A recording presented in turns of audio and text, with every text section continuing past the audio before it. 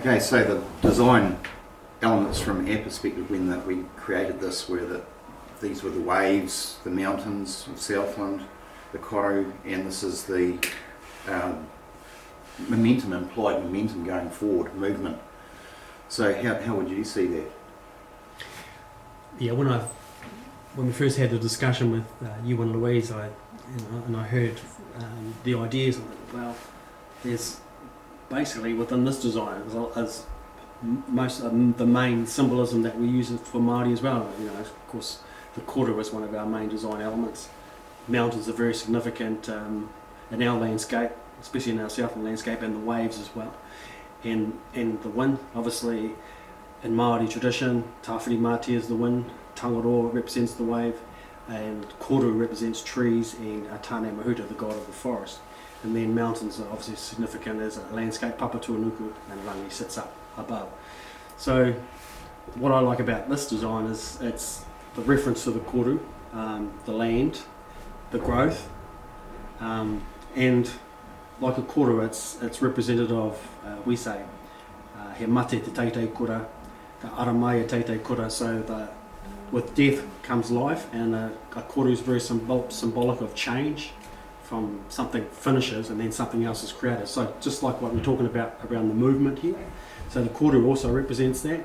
There's a space in here that I really find quite interesting around where Tangaroa, where Tāne and where Tawhiri Mātia sit, because we say that the coastline can be one of the most beautiful places that we all go to the coast. We love going to the coast, and on a beautiful day we get so much happiness out of going to the coast and energy, but it can also be a place where the Atua are still fighting. So we say when the separation happened of Sky Father and Earth Mother in our traditions, it was the children, Tangaroa, Tawhiri Mātia and Tāne, that helped with that separation of their parents, but Tawhiri Mātia, the wind, didn't like it. So they had a huge quarrel, a huge war was created about that time. But we're still, every now and again, but it was sort of settled, but even today you will see the brothers in that particular space fighting. So it's a lovely place to go to, but it's also quite a dangerous place to go to. So it represents, to me, your waves hitting up, it's like hitting against the sides of the shore of our Southland coast and all that sort of stuff. It can be a massaging thing, just like we do as human beings. We massage each other and things are going nicely, or it can be a real challenge. The waves crashing against the wind can be against the sides of the coast can be a real challenge.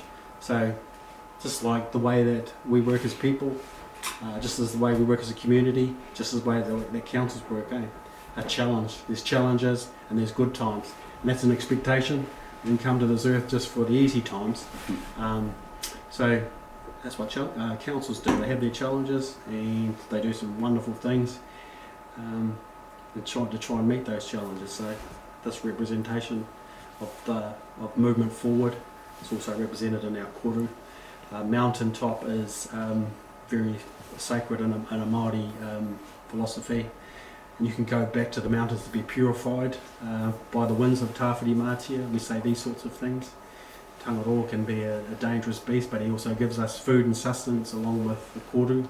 The land gives us food and sustenance, and it gives us enjoyment and recreation. So that's only some of the things that I can see in symbolism, like your potential logo and rebranding that's happening here. So when I first saw it, that's what I was thinking. It's incredible. There's so many stories within what on the face of it looks like a simple line. It looks quite simple, but when I first saw it, that's what I read into it, and that's what we understand as our stories. A huge amount of interaction between people and landscape.